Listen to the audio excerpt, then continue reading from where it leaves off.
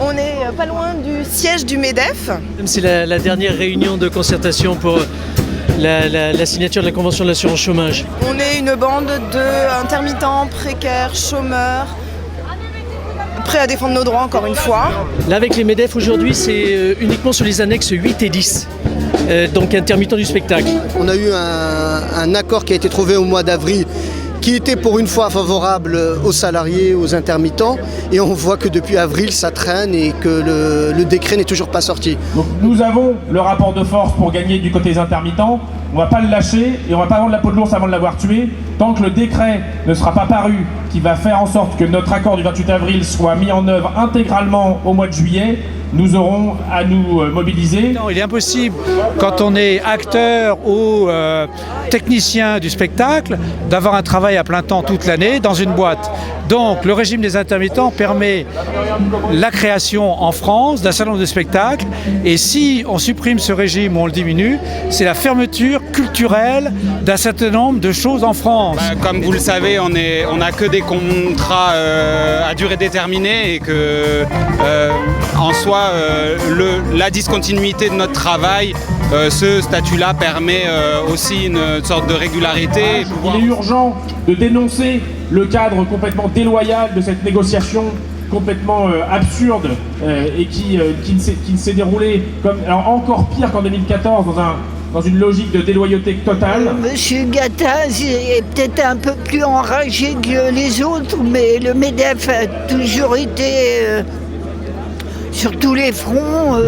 Ils ont une puissance, effectivement, ils ont le gouvernement avec eux, ils ont un syndicat qui se dit réformateur, la CFDT, ce qui fait, oui, ils se sentent puissants actuellement, et donc ils en profitent de la situation.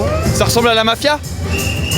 Ça ressemble à la mafia. C'est quand même curieux que les négociations de l'assurance chômage se passent au MEDEF. C'est quand même curieux que devant le MEDEF, il y ait des drapeaux de la France et de l'Europe.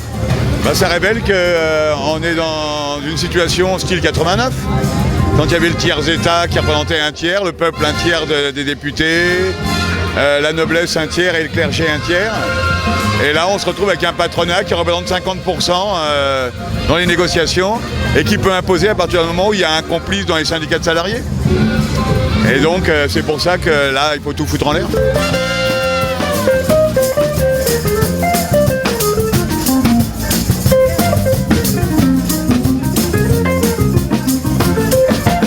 J'ai que 47 balais, mais j'en ai ras-le-bol, quoi. Il n'y a plus rien, on n'est même pas entendu. On n'est même pas entendu, quoi. Ne serait-ce que ça, un minimum de respect. Être écouté, entendu, être pris comme des partenaires. Et c'est même plus possible, on n'a même pas le droit de manifester, on n'a plus le droit de rien faire.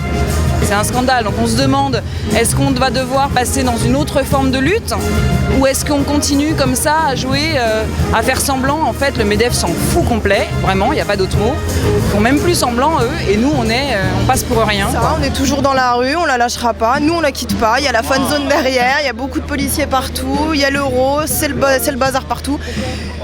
Et puis on lâche pas parce qu'il y a aussi la loi travail qu'on décide de combattre. Il y a énormément de raisons de ne pas quitter la rue envers et contre tout, la circulation, les flics et les hooligans.